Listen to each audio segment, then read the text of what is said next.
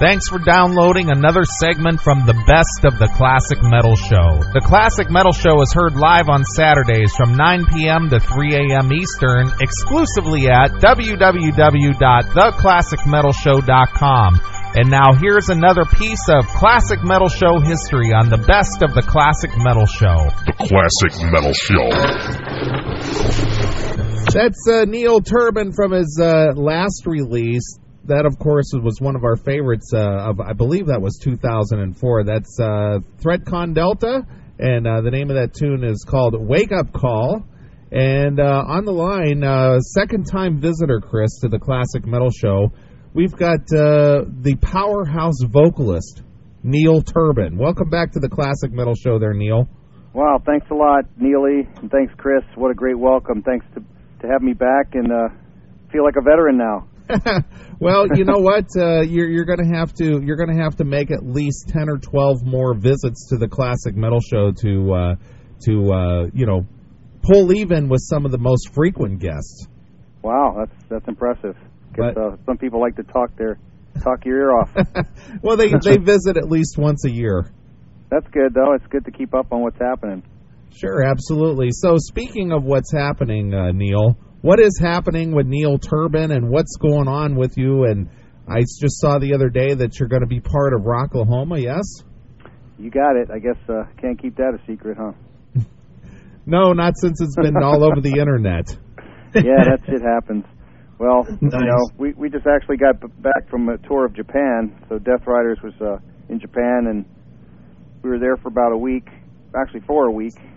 The time change and the flights and all that, it's a lot of, a whirlwind, so to speak. We were nonstop on a solid schedule and played quite a few places, did a bunch of clinics and in-stores, and had a very successful tour in Japan.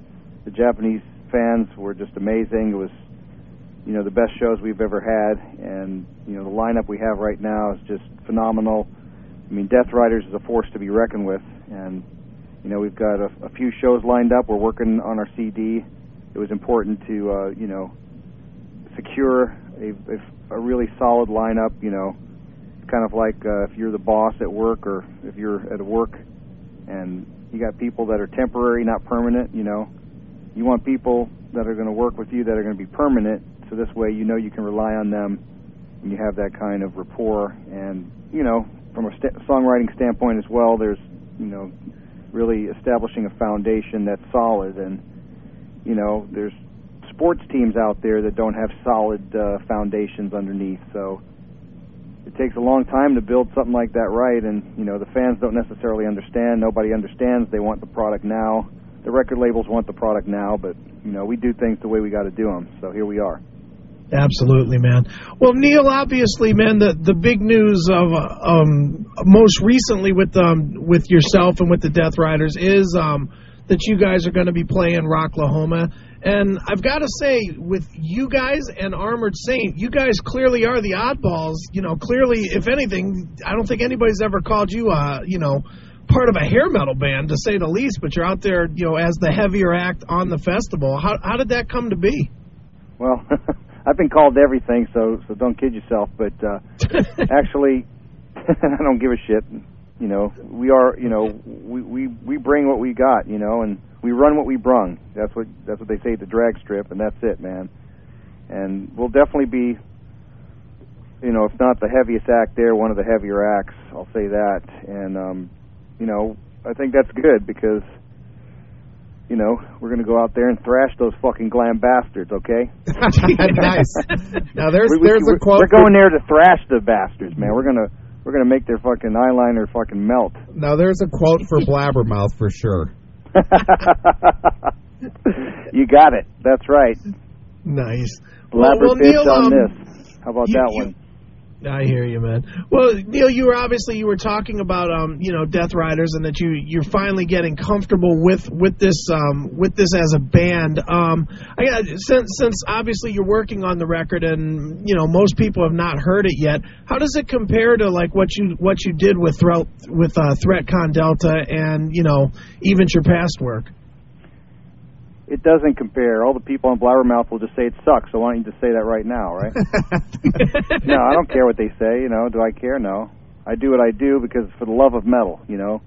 Right. And, you know, we got a high standard to step up. You know, we got to step up to the plate. We got a high standard, a high level that we have to, you know, we have to answer to. I mean, to really level set the situation here, to be totally level setting, we've got to step up to the plate. I mean, you really want to get down to the nitty gritty.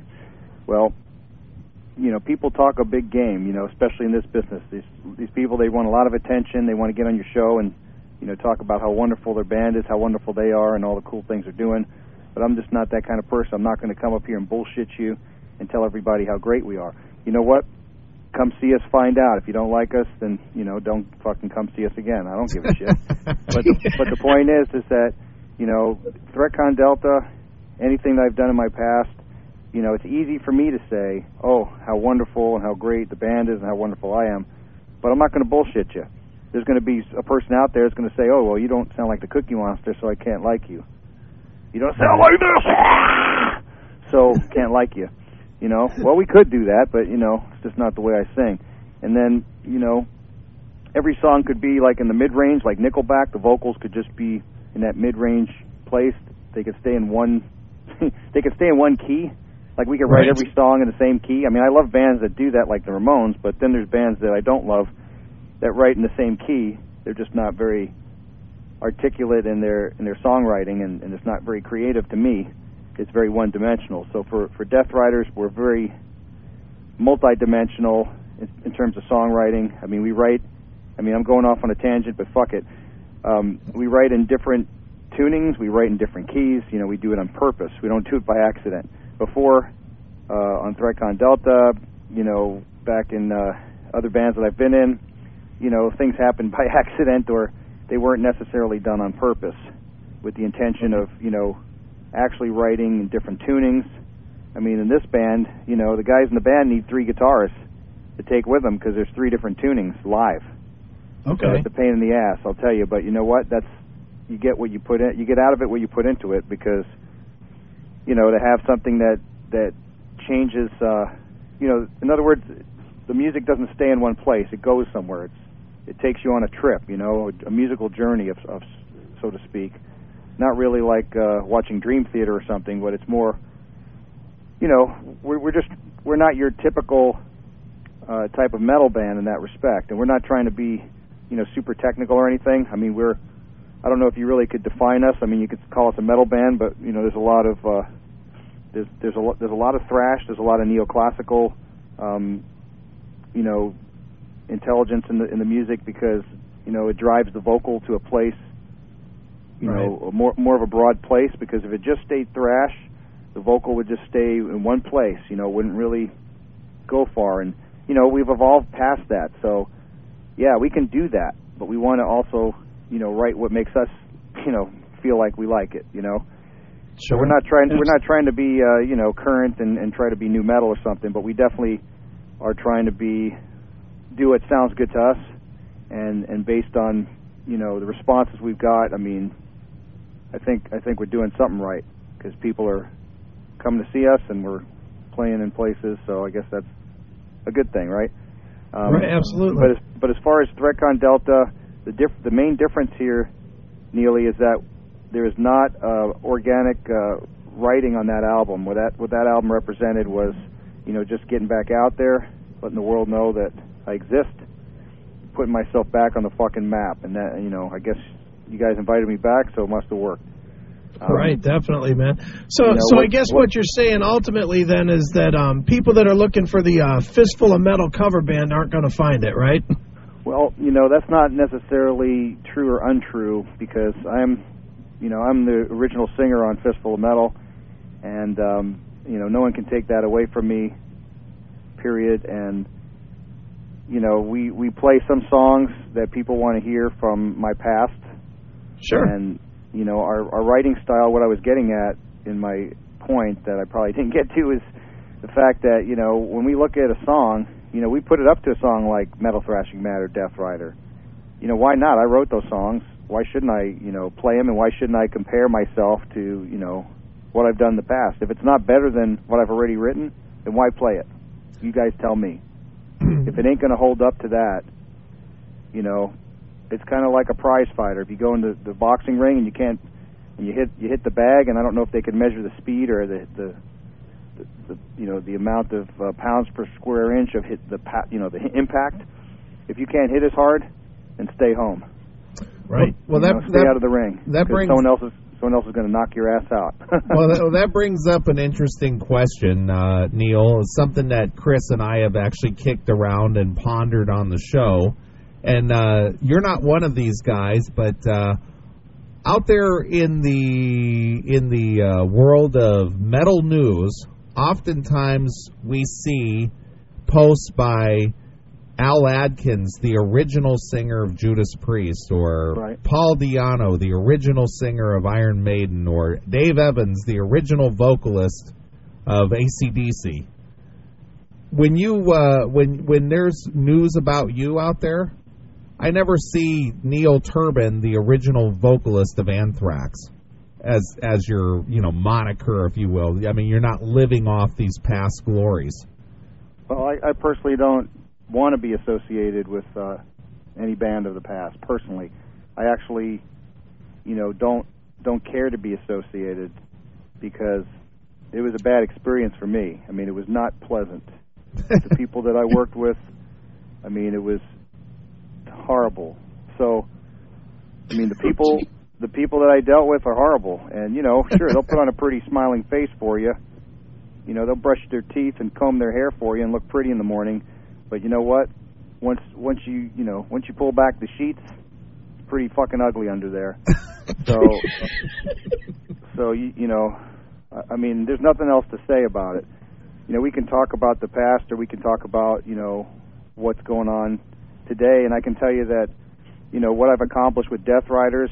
We've played in more continents, more bigger venues, better places than I ever played with any other band in my past. I can't say that we're out there selling gold records on Billboard and charting and playing world tours and things like that, but we're doing what we love to do, man. We're out there for the love of metal, and obviously you guys are talking to me, someone's listening. If you don't like what you're hearing, then shut the fuck up and turn off the radio or the internet, but if you want to hear what I got to say, then keep on listening. But that's your choice. Right. People that want to complain, go cry to mama. I hear you, man. Well, Neil, what exactly is your relationship with Jack Frost? I know you played on one of his records. Are you guys friends, or do you just... Yeah, we're friends. Jack's a cool guy. I love Jack. He's great people and really solid brother of steel. And, we know a lot of the same people. I guess Jack knows a lot of the same people that everybody knows. I mean, Jack's just that kind of guy. He's a really outgoing kind of cool dude that everybody loves. So, Jack asked me to sing a track on his record, and, I was glad to do it and said, sure, why not? And then when I did, I guess, at that time, I guess he was having some issues with a singer at the time, or, how that goes. And that's just the nature of our business. I mean, it's hard to keep a band together. It's hard to, keep everybody happy. It's like it's hard enough to have a one-on-one relationship when you got 4 or 5 people that you're trying to, keep happy. If you're Sure. the leader of the band, or you're the one who's, trying to arrange the business, trying to book the band, or trying to, write for the band, or write with the band, or whatever it might be, it's a big responsibility. And I give nothing but props to Jack and to all other bands out there that are trying to do what they love to do, because, fuck what the record companies tell you or the business people tell you. I think it's good that record companies are fucking drowning. Go throw them a life preserver. Let them go down and let them fucking swallow enough water so they die underneath the ocean. Because you know what? It just means it's the dawn of a new era. Right. You look at it, the glass of water is half empty or half full. I mean, people are listening to your radio show on the internet. It's not on the fucking airwaves anymore.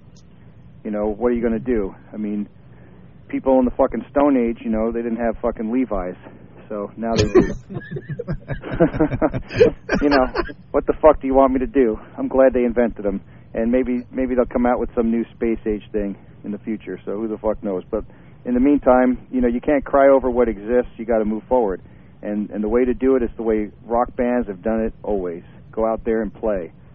And granted, we're not playing 100, 200, 300 shows a year. We're doing what we can do, and we're getting there as best as we can. But you know what? We are doing something, and we're out there, and somebody must have liked it because we're on Classic Metal Show. That's right, Neil. What do you when you're looking, since you're talking about the business? I mean, obviously it's it's pretty much a dead horse right now. But what do you see as the future? Do you see it actually going back to a band selling their wares in a club and just having to go out and tour nonstop, or what do you see as the future of, especially for metal, which has always done its best work when it was a little bit hidden? Well, you're right, and you have to really take it back further than music. I mean, music goes back a long way, but you really have to take it back through history and look at how history repeats itself, and kind of go off of that concept. Because if you look at the starving artists, whether it be a musician or a creative artist in any format, you really have to look back at probably the 1800s, the 1700s. When you had these great composers who basically you had to put food on the table. You got to kill something, you got to eat it. Basically like Ted Nugent. You got to go out there and kill it and grill it, and then you got to have some money, have a place to live, have something over your head. And basically a lot of these artists, they were fantastic artists back then, just very creative and original. They weren't all ripping each other off. Maybe some of them were, but for the most part, the medium for doing so back then, you'd have to actually go watch someone and take notes.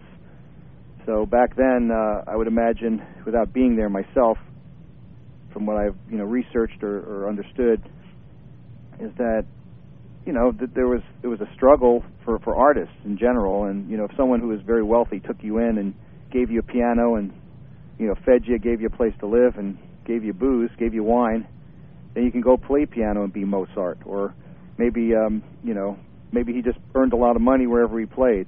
But I think that's the kind of thing that you really have to do. It's getting back down to the organic growth of music, and it's either getting people to believe in your music from a backing standpoint, getting people to back you up, or kind of getting your following, so to speak, whether it's from the ground floor or from an organic perspective. It's really earning it. Earning what you're worth.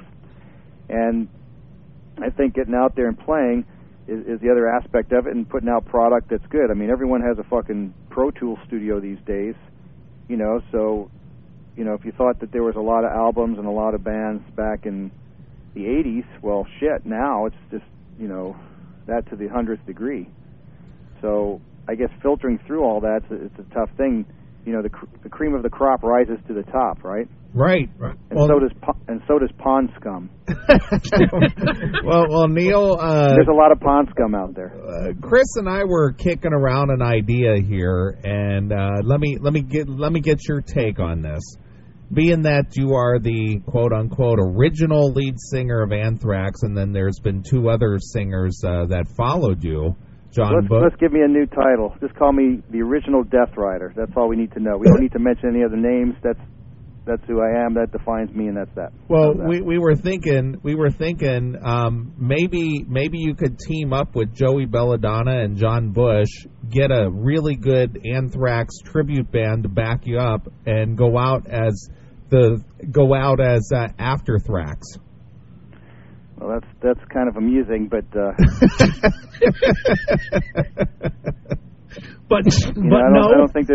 don't think there's enough room for me in the room. Let's put it that way.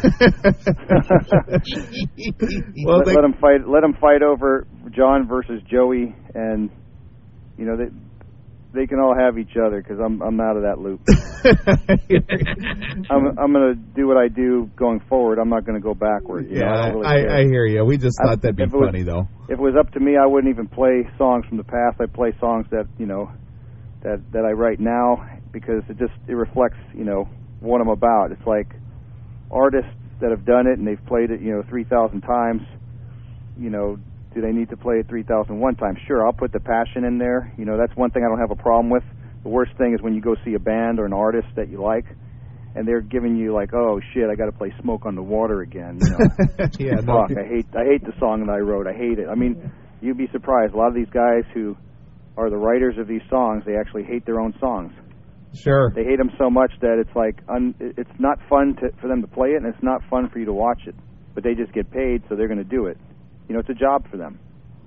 Right. Excellent. But for me, it's not a job. For me, it's my passion. You know, that's the difference. I do it for the love of metal. I really love doing it. I love, you know, it's almost a spiritual experience because, you know, our presentation, you know, our live performance is very intense, extremely intense and very high energy.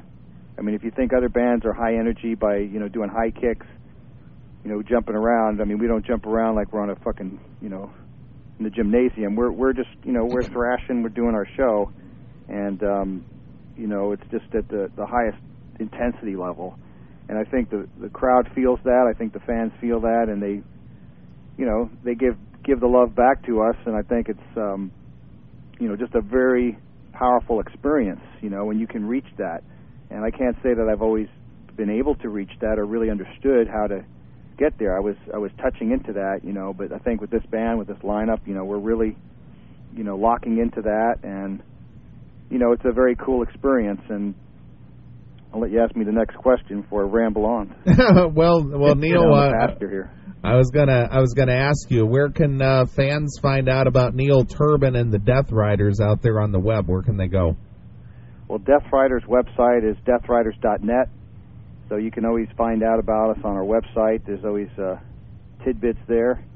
I mean, these days, you know, a website is probably second to the MySpace for many artists. You know, most kids out there, most fans, and everybody will just look at MySpace, right? Because that's one place to look. And sometimes MySpace has information before the website, and sometimes the website has information before MySpace. And then we also have a message board at ultimatemetal.com, so we're not going to tell you where we're going to put all our information. It's going to be on one or the other. Sure. We're not going to make it easy for those news agencies to just go pick up news and start, you know, putting rumors out there. We're just going to, it's going to be on one of those three places. So, but they're all great to go to. I mean, the Ultimate Metal board has ultimatemetal.com. I mean, there's all kinds of great bands on there. Symphony X, you know, cool bands like that. You know, Chris Broderick is now in Megadeth, has got a board on there. The guys from Sadus. I mean, just so many cool bands. Iron Maidens. I mean, I can go on for a half hour just naming names on that. So it's such a great place because you can find out cool stuff about, you know, Testament. And the Classic Metal Show has a page there. There you go. You see, that's right. All the people that know what's up have a page there. That's right. Right. Right. Not everybody has to be there, but, you know, it's really a neat message board because there's some great metal bands there to you know, find out about. Brainstorm. I mean, Tad Morose. Nice. If you like what I listen to. And then, you know, of course, you can go to MySpace for forever and never get off of MySpace because there's just too much information and overload out there. Nice. But, get off the internet and go out and see a live show. Yeah, exactly. I mean, you gotta cut it off at some point. You know, you just can't stay on that computer. It's just, you know, I mean, it changes the way we live today. Right. Completely. I mean, people used to go and do shit, and, you know, instead they're spending more time. You know, kids are spending more time in front of computers. You know, basically what you get from that. I mean, before you used to get some fresh air and get out there and meet people, and what kids get today is they get to be very introverted, and they get to you know, have wrist problems and carpal tunnel from being on the computer, and bad neck and, you know, bad eyesight from squinting. So I mean, that's what a computer does. Nothing good, but it's a great communication tool. Right. Get out there and get hit in the head with a beer bottle or stage dive or something. God damn it. If you're going to get injured legitimately, not doing something pussy like surfing the internet. Exactly. Surf the pit, man. All right, Neil, we appreciate you taking the time out to talk to us here on the Classic Metal Show. You're welcome back anytime. And, well, why don't you, I don't even know if we had this question the last time you were on the show or not, but we have a traditional Classic Metal Show question that we've been asking for a few years now. Sure. How has Lemmy from Motorhead influenced your career? Good question for me, because that's something I would have brought up if you didn't. And the reason I bring it up is not to try to be cool and say, oh, well, you know, I know Lemmy. Wow, I'm so cool. You know, it ain't like that at all. That's just retarded. But the thing that's very cool about Lemmy to me is something more on a personal level. And what happened with Lemmy is, you know, I've known Lemmy over the years, and he's always been a very polite, very, you know, really cool person. You know, not aside from the musician that everybody knows. I mean, people that do know him on a personal level. I mean, it's not too hard to get to know Lemmy. He hangs out at the Rainbow all the time when he's in town, and he's just, you know, a really good guy. And don't let anyone know that I told you that, you know, but cause he doesn't look like he's, you know, extremely nice sometimes. Back in the old days, you know, in the Ace of Spades, doesn't look like a guy you'd want to tangle with. But, you know, the thing about Lemmy is that we were talking when we were in Mexico on a show that we did with Motorhead, and you know, I mean, I knew Keith Emerson from my friendship before with Glenn Hughes, so, you know, we would talk, and, you know, Keith told me about Lemmy being his roadie and stuff, and, you know, I knew Lemmy, you know, just kind of, I didn't know him very well, you know, at that point, but anyway, I got to know him a little better, because then we did a gig with Motorhead in Mexico, and I already knew Mickey D, so it was a real, you know, at home, you know, feeling at ease kind of thing. So talking with Lemmy, he told me that, you know, he put Motorhead together after being kicked out of other bands. So, in other words, he put Motorhead together because he couldn't get thrown out of his own band. Nice. And that's what he told me. Right. And you know what? I mean, it's not a very odd thought for me, because I've been in other bands where, you know, it was very unfortunate the way that the politics of the band were. Basically, it was a mutiny on the Bounty, you know, just the whole fucking ship was ready to fucking, you know, it was me against everybody, basically. And whether that was because, you know, I'm just so horrible to work with, you know, I'm just so hard to deal with, or maybe it's the other way around. You know, we'll let the fans decide what that is. But, you know, from Lemmy's standpoint, you know, he put himself in a position where, you know, people aren't going to fucking pull the rug out and fuck his trip up. So I respect Lemmy, and I think, you know, people think that Lemmy, you know, just started Motorhead and he just got big and, you know, great, he's cool, he's a rock star. But what I see happening with Lemmy is I see a guy who worked really hard and you know, had some, you know, rough time along the way, you know, with Hawkwind and other bands, and then he put together a band that was really, you know, about what he believed in, and he never gave up. He just kept doing what he believed in and kept on doing it.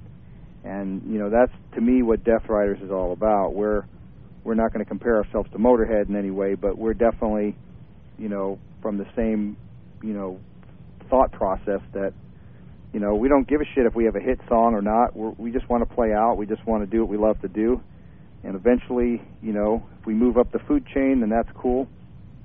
But we're not going to compromise. We're not going to be pressured by a label that says, oh, you got to fucking put out an album this week, and we're not going to be pressured by fans that say, oh, you have to have this, or a publicity person that says, oh, you got to have this song for this for this radio station. They have, you know, you really need to have it by this such and such a date. It's like, if it ain't done, you know, you got to realize this is not up to me. This is up to 5 guys that are in the band. It's up to 5 guys' schedule. It's up to, you know, the financial part of it as well. It's up to a lot of things to make things happen. And before, you know, if you got a company behind you and you can just do it, and, you know, everyone, you know, is making, you know, enough money that they can just go and, you know, just play music, then that's great. But I can assure you that most of the industry does not just play music. I mean, because it's just the way things are these days. So people have to earn money or income in creative ways or other ways. You know, maybe teaching guitar or something. I mean, there's a lot of different things out there. So the aspect that I'm trying to bring forward is that Lemmy really, you know, influenced me in a more than just a musical way, and truly in a business way. And, you know, I respect him greatly because he was very forthright with his information, and, you know, willing to share that. And it's not so much, well, what kind of suggestions do you have for young guys that are trying to fucking move up in the music business? It wasn't, you know, you don't got to ask him a question like that. He'll just tell you, you know, he'll share with you, he'll give you the wealth, you know, he'll share that with you, and I respect him for that because, he, as a human being, I mean, he's really, a right-on brother of steel. And right. And obviously he's one of the, he's really one of the founding people of, that invented metal, really. I mean, if you want to really reach back, I mean, Motorhead was doing this before most anybody. I mean, there's a few, I mean, you can say that about, Black Sabbath and some other bands, but I mean, Lemmy was right there. I mean, he was right there in the beginning of it all. Excellent. So I give him credit for that, and, it's really as a person, he really influenced me, and it's not his image either. It's really him as a person. And I believe that, carrying forward to do what you believe in, and that's what he's saying in one aspect. But he's also saying something that I can relate to because how many people in bands have been thrown out of a band or had to leave a band or whatever, or got pushed out. If you want to talk about Anthrax, how many people were pushed out of Anthrax? Right.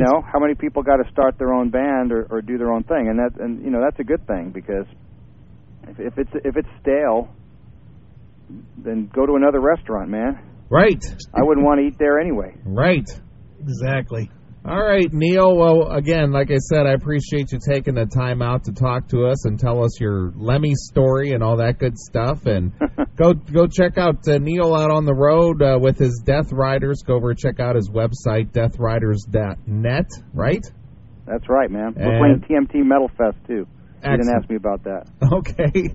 Well, I'm sure all that information is on the Deathriders website, and if he comes to a town near you, go out and see it. That's right. Right. All right, Neil. Well, we always let the artist pick a closing song and maybe tell us a story about it. So you got anything you like to hear, whether it be your own song or something from somebody you like or admire or band you like? Yeah. I would say Primal Fear, Metal is Forever. Oh, well, there you go. Perfect. I'll tell you why. Because we did a show with Primal Fear in L.A. back in 2004, and, because they had this underage rule about getting people out of the club by 10 o'clock, Deathriders had about, 10 o'clock p.m. It's some stupid thing in California. So they had, we had about 400 or 500 people to see Deathriders at the time, and they cleared out the club, and Primal Fear didn't go on until after 10. So there was only about 50 people to go see, that actually saw Primal Fear play in Whittier when they played at LA Gates of Metal 2. And those guys played their hearts out. I mean, they're only playing to 50 people, but it sounded like the fucking record. It was amazing. And, my hat's off to those guys. They're a fucking killer band, and, it was fun playing with them, and hopefully we'll get that chance again overseas. Well, we like them too, Neil. So, all right. Well, here it is. As picked by Neil himself, this is Primal Fear with Metal is Forever, exclusively here on your Classic Metal Show. Thanks for checking out the Best of the Classic Metal Show. You can tune into the Classic Metal Show live every Saturday night from 9 p.m. to 3 a.m. Eastern, exclusively at www